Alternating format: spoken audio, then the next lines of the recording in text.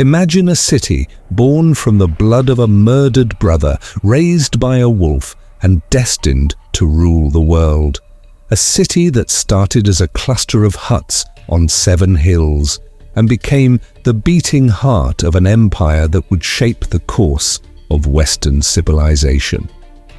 Rome was more than an empire. It was a machine of power, ambition, and myth.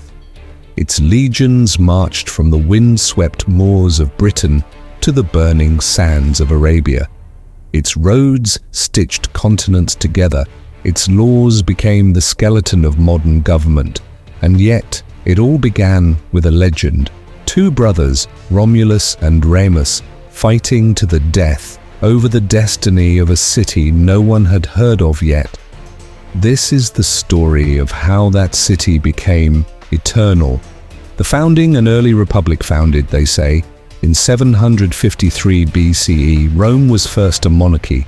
Kings ruled, temples rose, and the foundations of culture were laid. But Romans despised tyranny.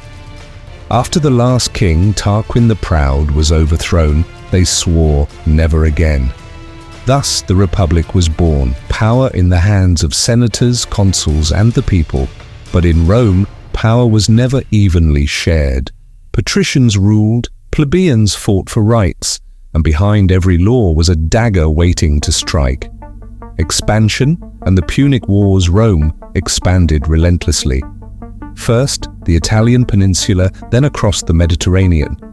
But one enemy stood in their path: Carthage, a rich maritime empire from North Africa. The Punic Wars were brutal. Hannibal crossed the Alps with elephants. Rome burned Carthage to ashes, salted its earth.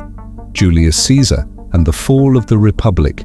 Enter Julius Caesar, general, reformer, and master of propaganda. He conquered Gaul, defied the Senate, and marched on Rome itself.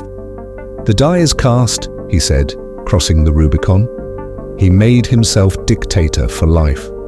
But Rome had no place for kings. On the Ides of March, 44 BCE, the knives of his friends ended his life, and with him, the Republic itself, the empire and the age of Augustus. In the chaos that followed, one man rose: Octavian, Caesar's heir.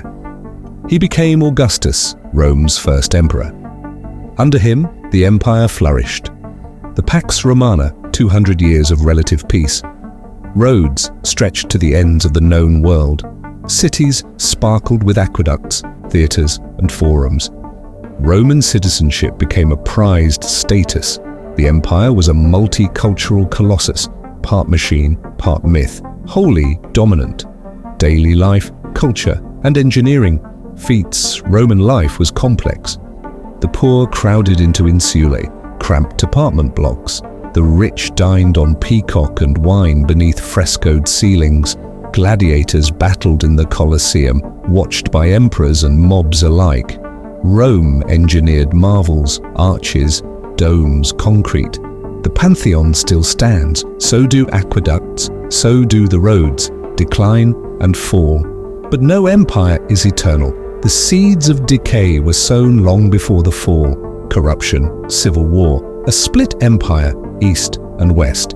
In 410 CE, Rome was sacked by the Visigoths.